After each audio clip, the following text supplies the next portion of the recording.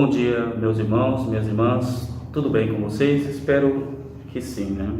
Então vamos estar dando início à EBD deste domingo maravilhoso, com o estudo que o pastor está dando, e tem sido assim uma verdadeira bênção. Pedir para os irmãos e irmãs acompanharem comigo uma leitura, fica aqui em 1 Timóteo 2. 1 Timóteo 2, nós vamos ler o capítulo 2, versículo 1 até o versículo 5. Diz assim: Admoesta-te, pois, antes de tudo que se façam deprecações, orações, intercessões e ações de graças, por todos os homens, pelos reis e por todos os que estão em eminência, para que tenhamos uma vida quieta e sossegada, em toda a piedade e honestidade, porque isto é bom e agradável diante de Deus nosso Salvador, que quer que todos os homens se salvem e venham ao conhecimento da verdade, porque há um só Deus e um só mediador entre Deus e os homens, Jesus Cristo, homem. Amém? Então a Bíblia nos deixa claro que há um só mediador, que é Jesus Cristo. Não tem João, José, Joaquim, não tem nada disso, só é um mediador. Só é aquele que morreu por mim, que morreu por você na cruz. Só é esse, mais nada. Agora imagine você, né, que às vezes tem tanto santos, tanto ídolos, e na hora de te defender, quem é que vai? Você não vai ter esse mediador. Assim como quando a gente chega perante um juiz aqui na terra, nós precisamos de um advogado, porque nós não podemos falar direto com o juiz, nós precisamos desse advogado. Só o advogado pode falar direto com o juiz, eu não posso. Nós precisamos desse advogado para falar com o juiz, para nos defender. Da mesma maneira é o Jesus Cristo.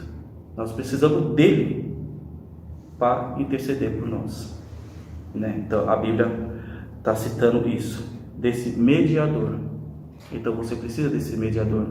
Sem ele não vai ter quem te defenda. Amém? Então nós vamos estar orando. Logo após a oração nós vamos estar louvando a Deus e logo mais passando a palavra para o pastor. Oremos. Santíssimo Deus, grandioso e amado Pai, ó Pai, te agradecemos por mais um dia de vida, agradecemos por essa semana que passou, Pai, que Tu esteve conosco, com nossos familiares, filhos, neto, Pai. Eu te peço, Pai, por essa semana que está começando, nos livra do mal, das tentações que vierem contra nós. Ó Pai, eu te peço também, Pai, em nome do Seu Filho amado Jesus Cristo, Pai, se há algum lar que está sendo impedido, Pai, de te servir, algum lar que o inimigo está trabalhando, ó Pai, impedindo as pessoas de visitarem a Sua igreja, impedindo as pessoas de te louvarem e honrarem do Santo nome, ó Pai, entra com providência, Pai, entra nesse lar, ó Pai, e mostre, ó Pai, o inimigo, quem és Tu, ó Pai, que essa família seja resgatada, Pai. Pai, te peço também pelos irmãos da igreja, abençoe cada um, Pai, como o Senhor tem abençoado todos os dias. Também eu peço em especial pelos missionários, Pai, não sabemos como eles estão se passando nessa pandemia, mas cremos no Deus que nós servimos, ó Pai, temos fé, ó Pai, que eles estão bem, ó Pai, que os seus familiares estão bem, ó Pai. Peço, Pai, perdão pelos nossos pecados e falha, em nome do Seu Filho amado Jesus Cristo. Amém. Cantai ao Senhor um cântico novo.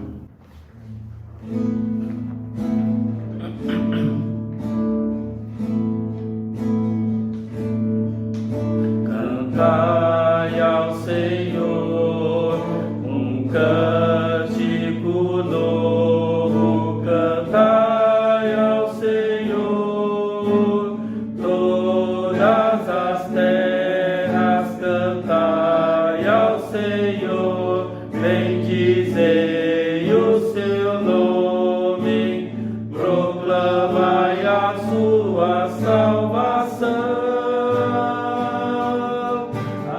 entre as nações a sua glória, entre os povos as suas maravilhas, porque grande é o Senhor, muito digno de ser louvado, mais temível do que falsos deuses.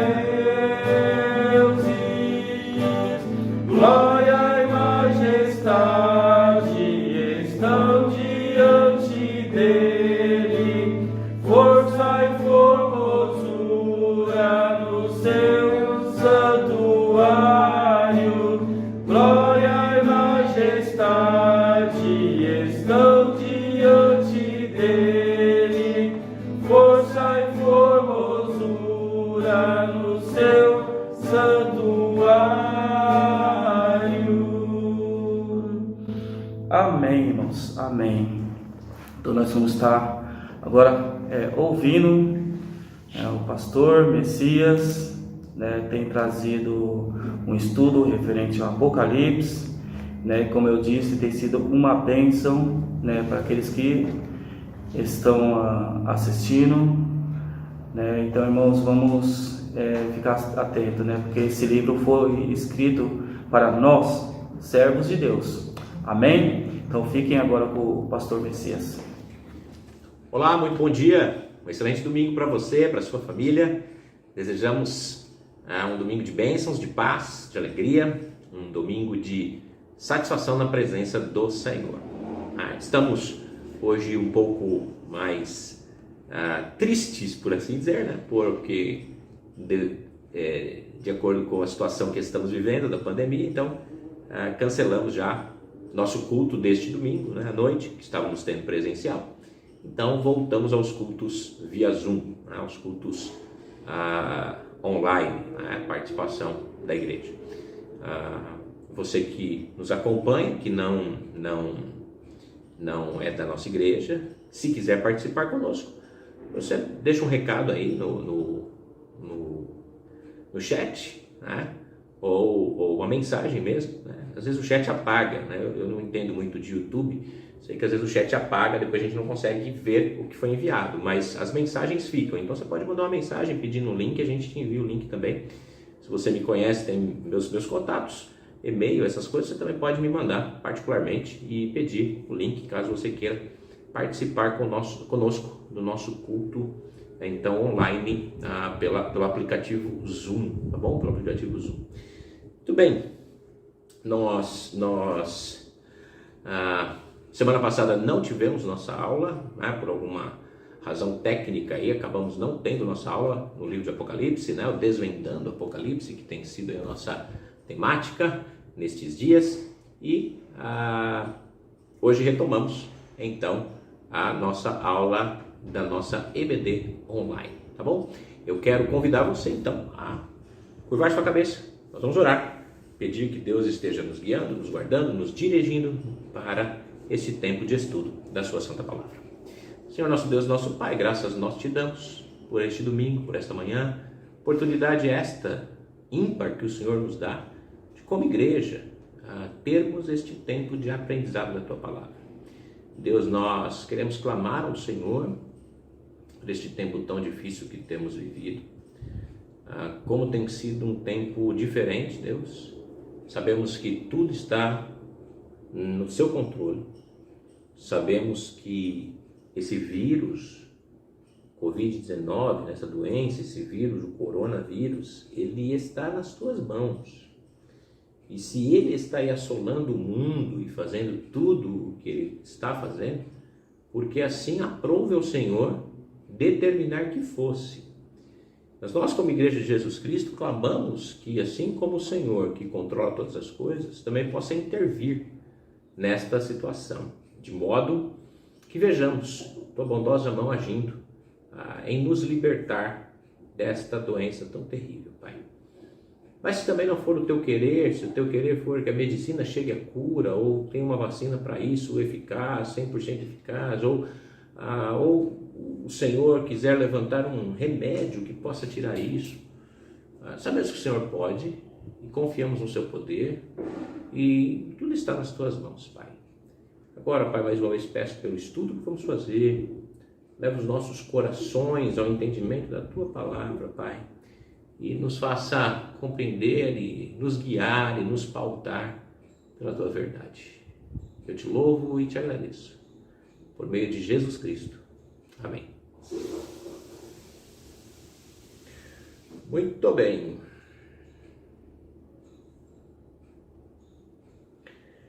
Nós falamos na última aula sobre os sobreviventes da ira de Deus, né? 144 mil, né? Foi nossa última aula que nós fizemos. Tratamos desses sobreviventes da ira de Deus, tratamos do papel deles como aqueles que vão pregar o evangelho também no período tribulacional.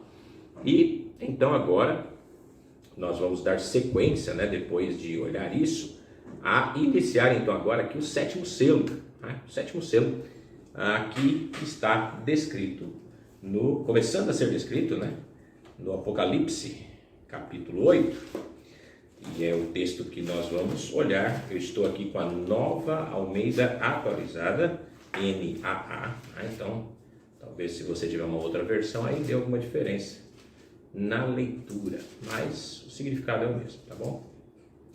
Apocalipse 7, na verdade, né? Eu tinha dito que seria, eu antecipei uma aula, né? Vamos falar sobre a tribulação dos santos. Antes, capítulo 7 de Apocalipse, versículos 9 a 17. O capítulo 8, que é o sétimo selo, ficará para a próxima semana. Bom, peço perdão aí pelo meu equívoco antecipando aqui, né? Eu estava olhando os temas e eu pulei um tema enquanto falava. Mas agora, olhando todo o texto, nós vamos olhar hoje o capítulo 7, 9 a 17, a tribulação dos santos. O texto sagrado vai nos dizer da seguinte maneira: depois destas coisas vi, e eis grande multidão, que ninguém podia contar, de todas as nações, tribos, povos e línguas, em pé diante do trono e diante do Cordeiro, vestidos de vestes brancas, com ramos de palmeiras nas mãos. E clamavam com voz forte, dizendo: ao nosso Deus, que está sentado no trono, e ao Cordeiro pertence a salvação. Todos os anjos estavam em pé rodeando o trono, os anciãos, os 4 seres viventes. E diante do trono se prostraram sobre o seu rosto e adoraram a Deus, dizendo: Amém. O louvor, a glória, a sabedoria, as ações de graça, a honra e o poder sejam ao nosso Deus para todo o sempre. Amém. Um dos anciãos tomou a palavra e me perguntou: quem são e de onde vieram estes que estão vestidos de branco? Respondi: o Senhor sabe. Então ele me disse: estes são os que vêm da grande tribulação, que lavaram suas vestes e as alvejaram no sangue do Cordeiro. Por isso estão diante do trono de Deus e o adoram de dia e de noite no seu santuário. E aquele que está sentado no trono estenderá sobre eles o seu tabernáculo. Jamais terão fome, nunca mais terão sede. Não cairá sobre eles o sol, nem qualquer outro calor. Pois o Cordeiro que está no meio do trono os apacentará e os guiará para as fontes de água da vida. E Deus lhes enxugará dos olhos toda a lágrima. Muito bem. Muitos momentos, né, da história, ao longo da história, houveram respostas ao Evangelho, respostas positivas, incluindo o nascimento da igreja, né, no dia de Pentecostes, a reforma na Europa no século XVI, o grande despertar da América no século XVIII. Foram momentos onde o Evangelho graçou de uma maneira muito especial. E durante esses movimentos poderosos da graça salvadora de Deus, milhares vieram à fé em Jesus Cristo. E sempre foi a oração do povo de Deus, né, que trouxe essas grandes colheitas de almas, e foram as orações respondidas positivamente, conformando a nossa oração à vontade de Deus, é que produziram uma grande colheita.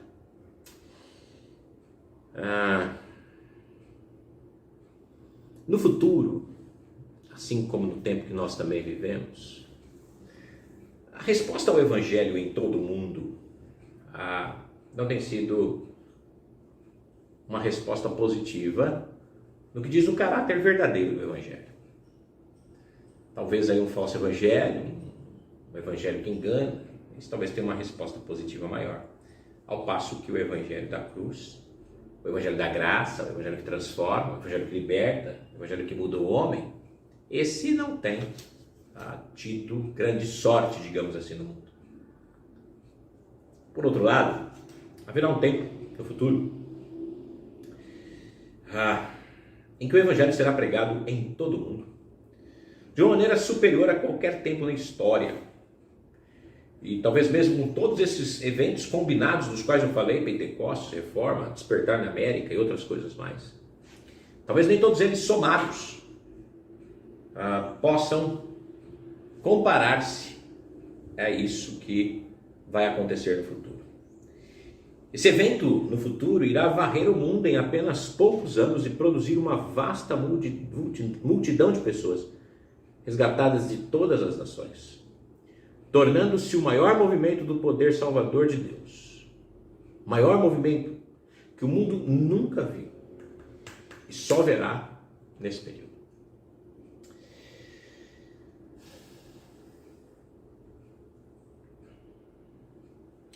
Esse Deus clemente e misericordioso que salva, né, que quer salvar os homens e os levar ao conhecimento da verdade, aquele que não retarda a sua promessa, mas vai cumprir no tempo certo. Ele quer que os homens se arrependam. Ele quer que os homens cheguem à fé. E é isso que o Evangelho deve fazer, deve produzir. Fé salvadora. Fé transformadora. Esse é o intuito de pregar o Evangelho. De que ele de fato produza fé nas pessoas. E no futuro isso acontecerá. De uma maneira muito forte. Então ele que é o Salvador dos fiéis, ele que é o Salvador dos homens que creem, ele que permite, ou ele que planejou que os pecadores, merecedores de morte instantânea e inferno, vão viver de maneira correta e perfeita por toda a eternidade. É o Deus que permite que, ainda que o homem esteja vivendo de maneira ímpia, ele permaneça vivendo, e no tempo certo também ele será penalizado por causa do seu pecado. E ele é o Salvador de todos os que creem. De todos os que creem. Aqueles que recebem o Evangelho, Deus dos céus o dá como existência em sua glória para sempre. No futuro, Deus vai colocar a salvação eterna e espiritual em exposição no momento mais inesperado. Na verdade, ele vai fazê-lo durante o pior momento de toda a história humana. No momento que a fúria de Satanás, a fúria do anticristo, né?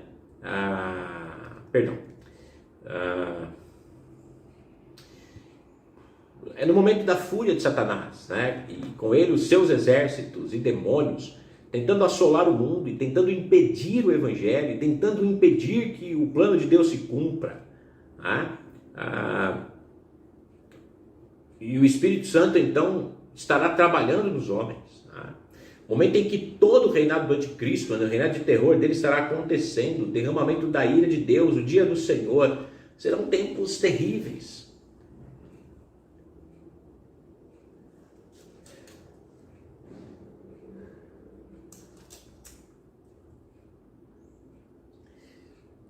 No dia do Senhor, nos tempos em que, realmente, historicamente inigualáveis, de poderosos julgamentos devastadores, vai ser nessa época de horrores e medo que Deus vai salvar as pessoas de uma forma até então desconhecida.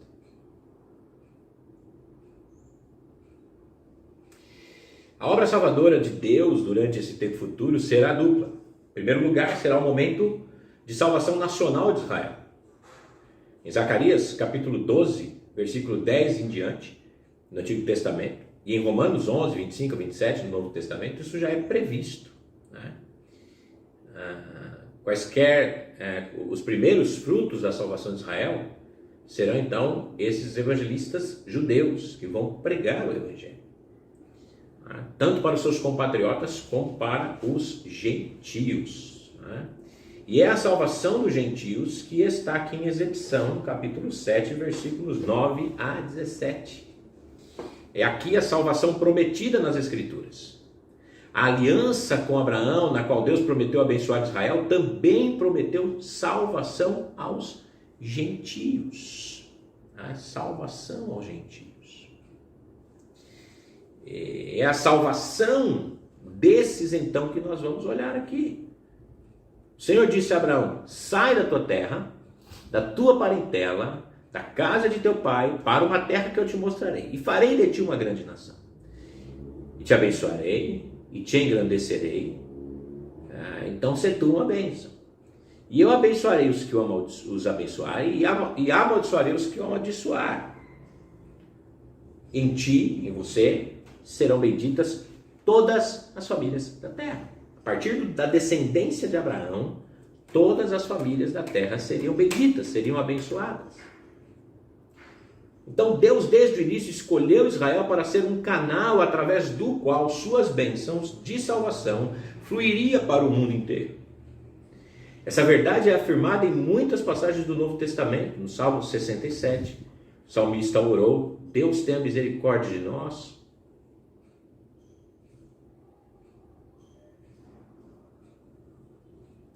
Deus tenha misericórdia de nós e nos abençoe e faça resplandecer o seu rosto sobre nós. Mas essa bênção não era para parar com isso.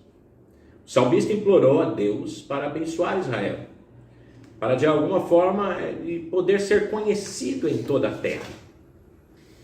A salvação de Israel entre todas as nações. Então, no futuro, Deus graciosamente vai conceder a Israel uma segunda oportunidade de ser uma nação testemunha.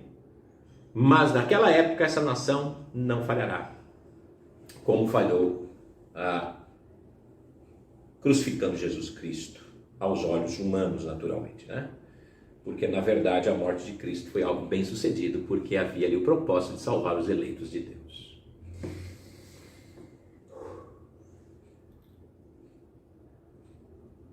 Isaías 11:10 diz o seguinte: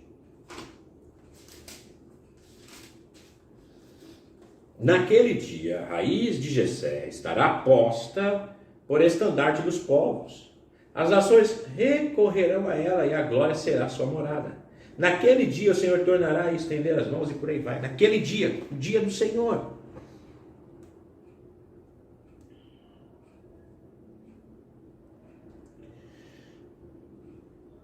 O dia do Senhor. Deus vai salvar e preservar as tribos de Israel, vai fazê-las uma luz para as nações, para que a salvação deles seja vista em toda a extremidade da terra. Em Isaías 45:22, Deus ordena: vire-se para mim e sejam salvos, olhe para mim e sejam salvos de todos os confins da terra.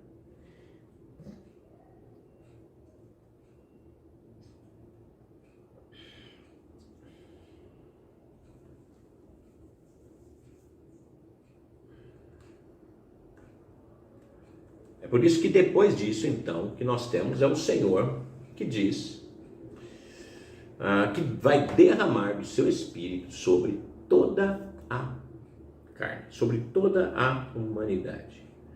Então isso acontecerá no final, quando as coisas estiverem encerrando. Então, lá no final, nós vamos ter essa definição, essa palavra do que de fato estava acontecendo aqui. E então Deus vai cumprir a sua palavra. Os judeus rejeitaram Jesus e continuam rejeitando. As pessoas continuam não aceitando Jesus como seu Salvador. O tempo está próximo. As coisas estão caminhando para um fim iminente. Então, acho que é tempo de reestruturarmos nossa vida e buscarmos a graça salvadora do nosso Deus.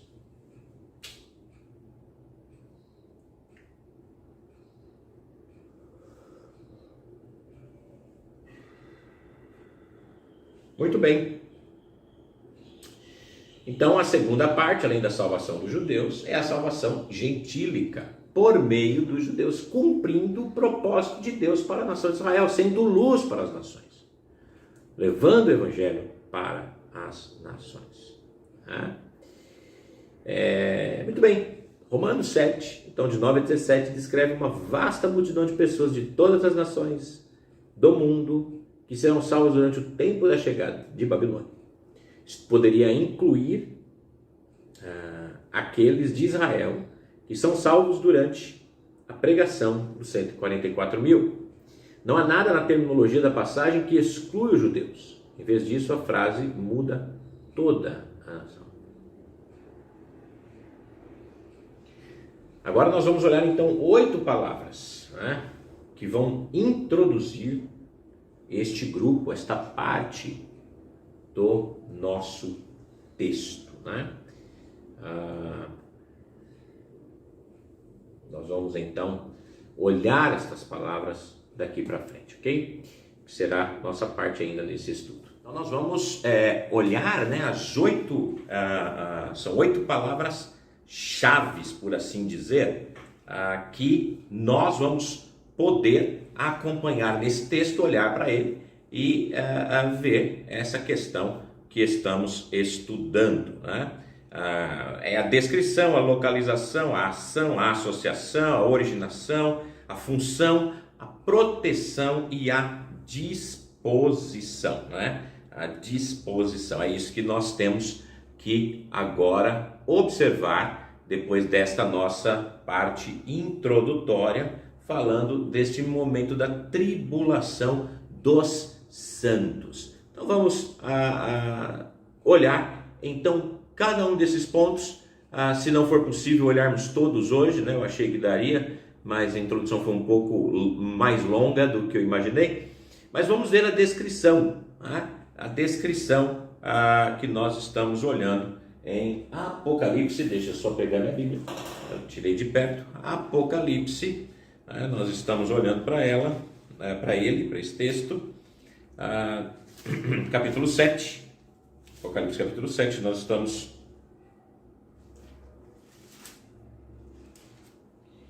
Apocalipse capítulo 7, nós estamos olhando dos versos 9 em diante. Parte C do verso 9, ele vai dizer, vamos ler o 9, Depois destas coisas vi, é todo o versículo, e eis grande multidão que ninguém podia contar, de todas as nações, tribos, povos e línguas, em pé diante do trono e diante do Cordeiro, vestidos de vestes brancas, com ramos de palmeiras nas mãos. Como se faz ao longo deste livro de Apocalipse, a frase depois destas coisas, ela introduz uma nova divisão distinta daquela que estávamos olhando no capítulo 7, versos de 1 a 8. A exclamação "eis que" revela que essa visão deve ser uma visão chocante, uma visão surpreendente para João. O velho apóstolo, o último sobrevivente dos 12, deve ter se sentido isolado, sozinho, sem auxílio, na ilha de Patmos. Ele tinha então todas essas questões que o envolviam Ele tinha visto gentios vir a Cristo por meio do seu ministério na Ásia Menor e nos ministérios de Paulo e Timóteo, Tito e outros. As igrejas dos gentios haviam sido fundadas, mas eles eram na maior parte pequenas, perseguidas, pressionadas, por assim dizer. E além disso, 5 das 7 igrejas da Ásia Menor, para quem o Senhor escreveu anteriormente neste livro que nós já falamos, havia caído em padrões graves e ameaçadores de pecado. Então, em sua vasta visão aqui, ele vê essa vasta multidão triunfante, cantando louvores a Deus.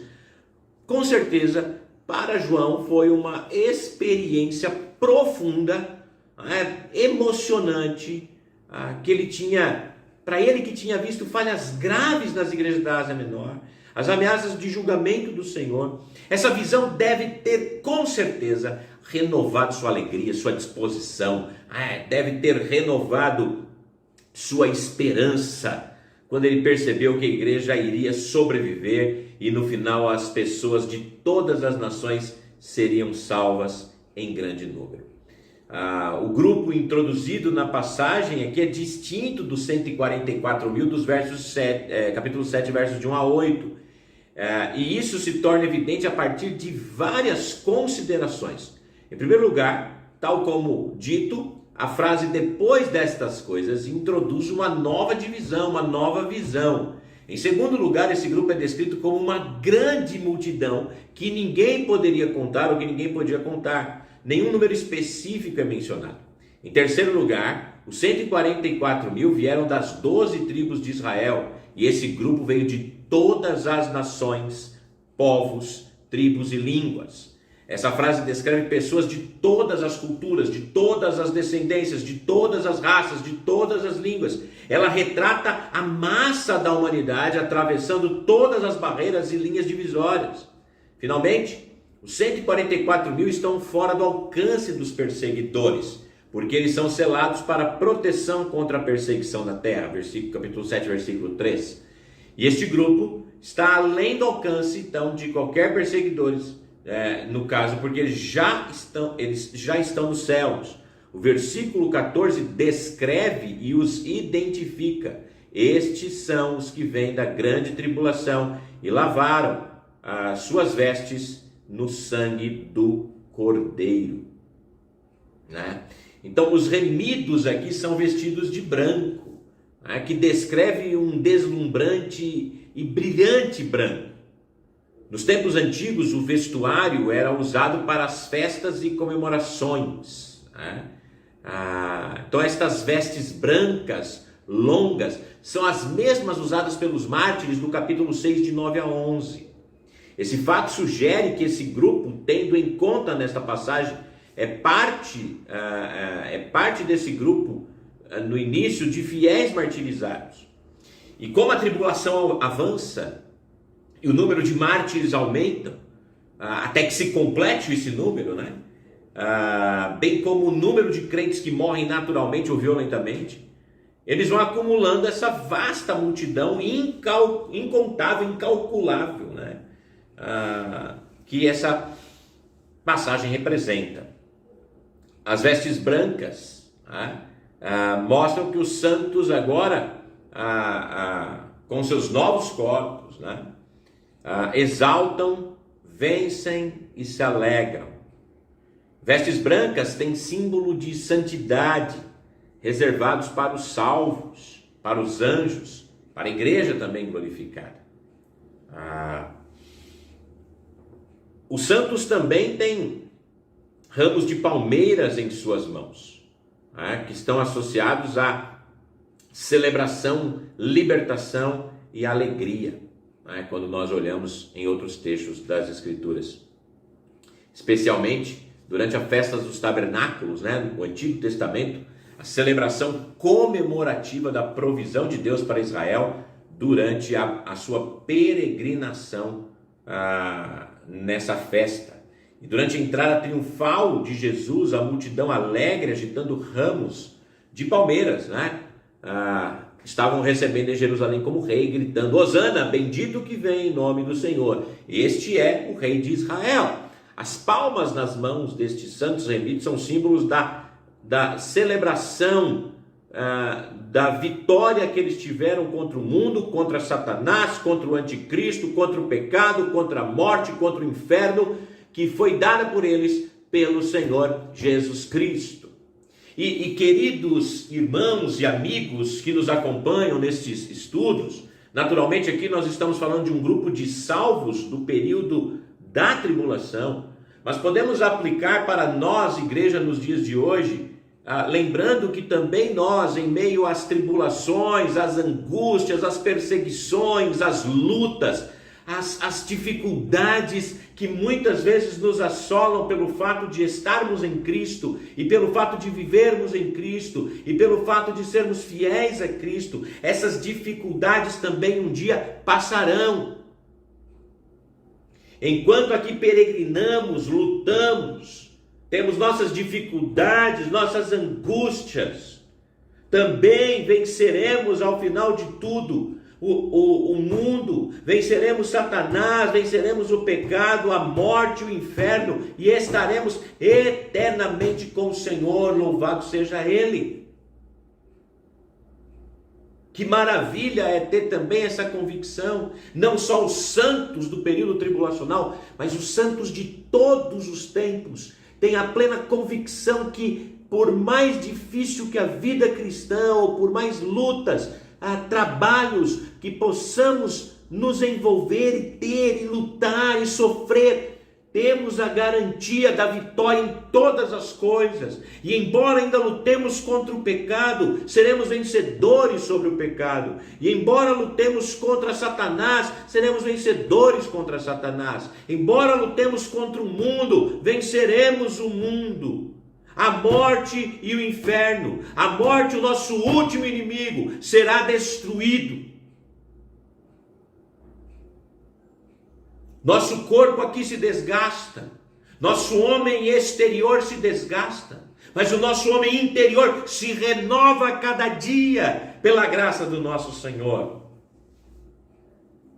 Então fica aí também uma aplicabilidade para as nossas vidas, sabendo que todos os santos de todos os tempos, uns vão primeiro, outros vão depois, cada um na sua ordem, mas nós também somos vencedores e seremos vencedores sobre todas estas coisas.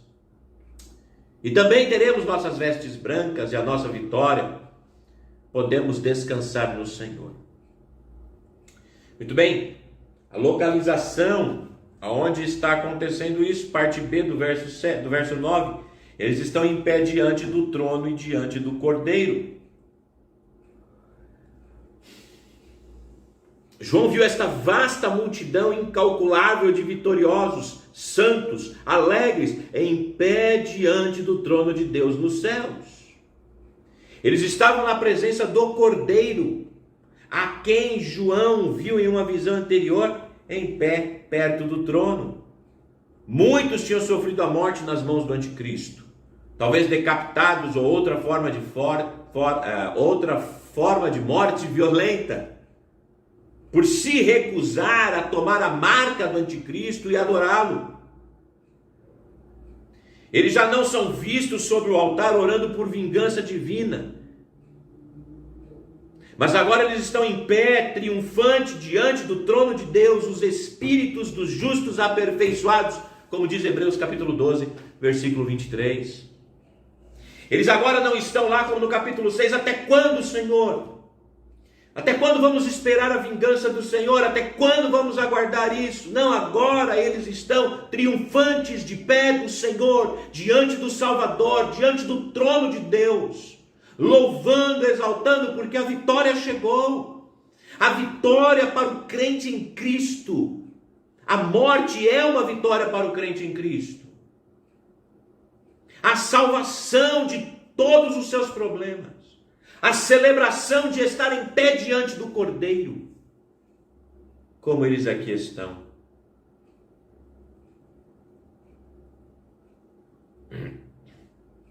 E por fim, aqui ainda hoje, uma associação que nós podemos ver,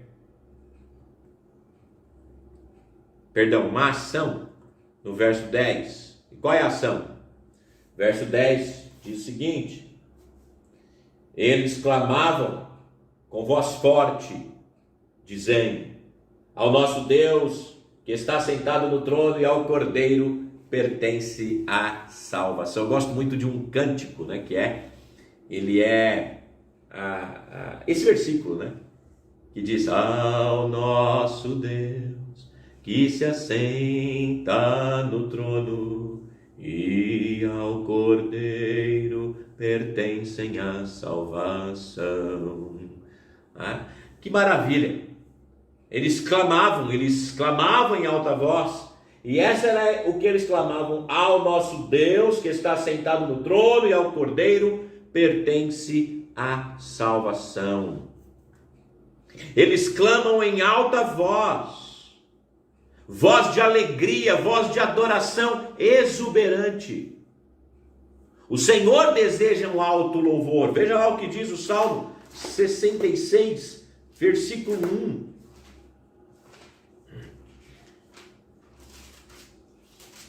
Salmo 66, versículo 1, ele diz o seguinte, deixa eu ver se eu consigo abrir aqui, viu? Aclamem a Deus todas as terras. A palavra aclamem a Deus é gritar, é celebrar com força, plenos pulmões. Cantem ao Senhor com alegria, com júbilo, com louvor. No 112 também, Salmo 112, versículo 1 diz: aleluia, bem-aventurado. Deixa eu ver se é o versículo. Qual versículo? Eu estou lendo.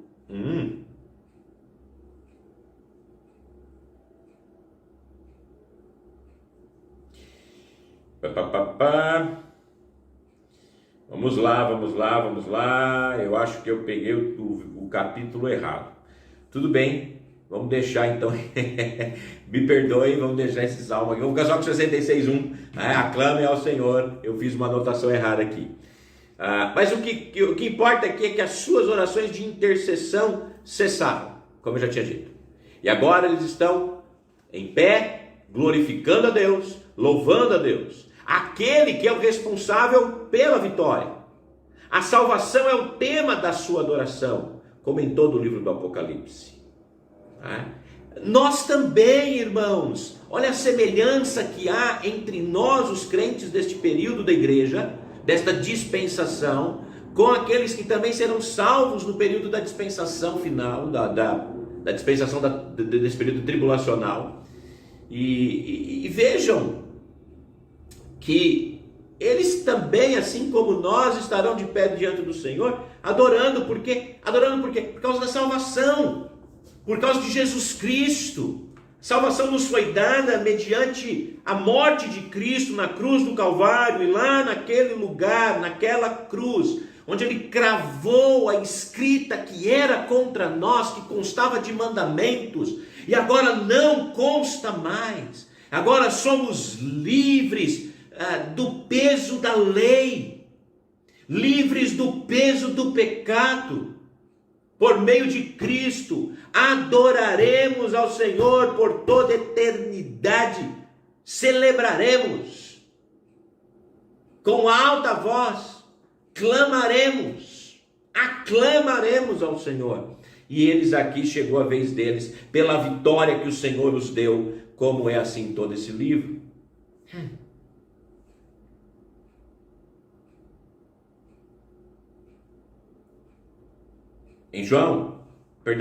No capítulo 5 de Apocalipse,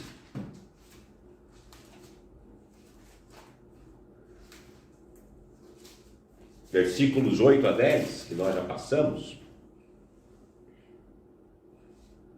veja que o tema é a adoração. E quando ele pegou o livro, os 4 seres viventes e os 24 anciãos se prostraram diante do Cordeiro, tendo cada um deles uma harpa e taças de ouro cheias de incenso, que são as orações dos santos, e cantavam um novo cântico dizendo: digno és de pegar o livro e de quebrar os selos, porque foste morto, e com o teu sangue compraste para Deus os que procedem de toda tribo, língua, povo e nação, e para o nosso Deus os constituístes rei e sacerdote, e eles reinarão sobre a terra. Já a celebração. O livro de Apocalipse também é um livro de celebração.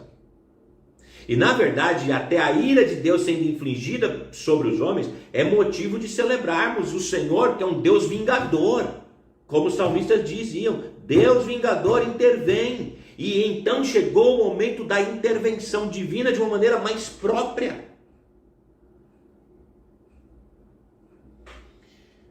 O livro de Apocalipse ainda vai dizer, né, ouvi uma grande voz do céu dizendo, agora a salvação, o poder e o reino do nosso Deus e a autoridade do seu Cristo, porque o acusador dos nossos irmãos já foi jogado para o chão, aquele que nos acusa diante de Deus dia e noite.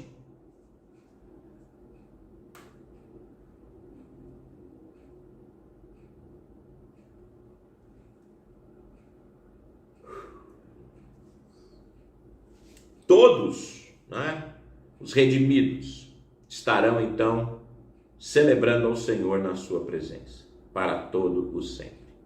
Muito bem, nós teríamos ainda para falar aqui a associação, a origem,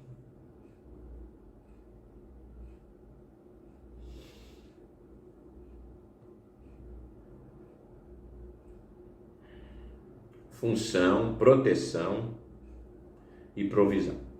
Então faltam 5 palavras-chave desse texto que nós vamos falar então semana que vem, tá bom?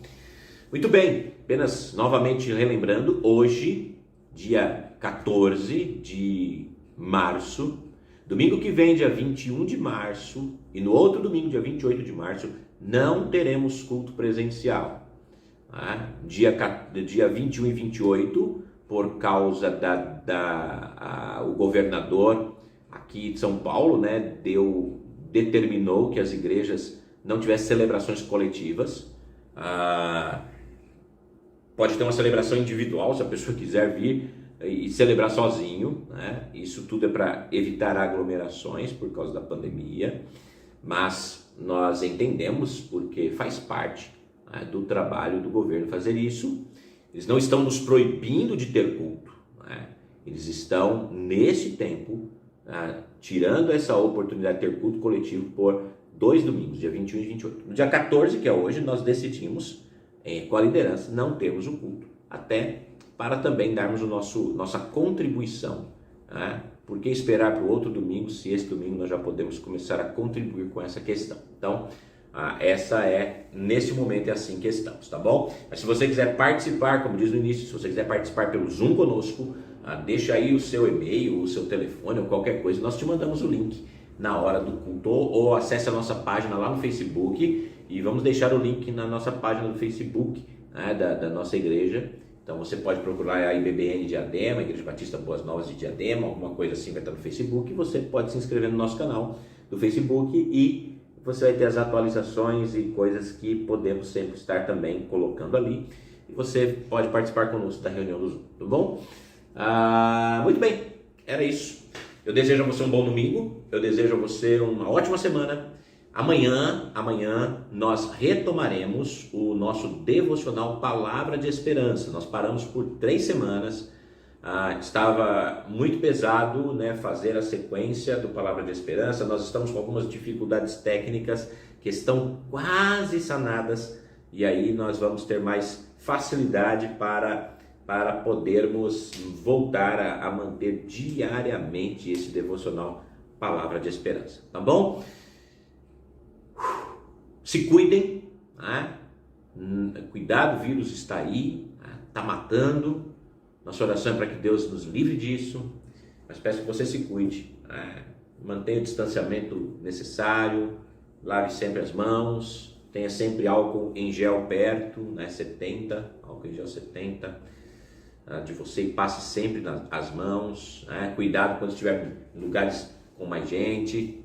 Meu desejo é que você possa passar por esse período sem ser infectado ou passar isso para outra pessoa, né? Seria pior ainda. Tá bom? Desejo a você então um bom domingo. Mais uma vez, se cuidem e que Deus os abençoe. Amanhã, palavra de esperança. Semana que vem estamos juntos para terminar esta parte dessa lição sobre desvendando o Apocalipse. Grande forte abraço para você. Tchau.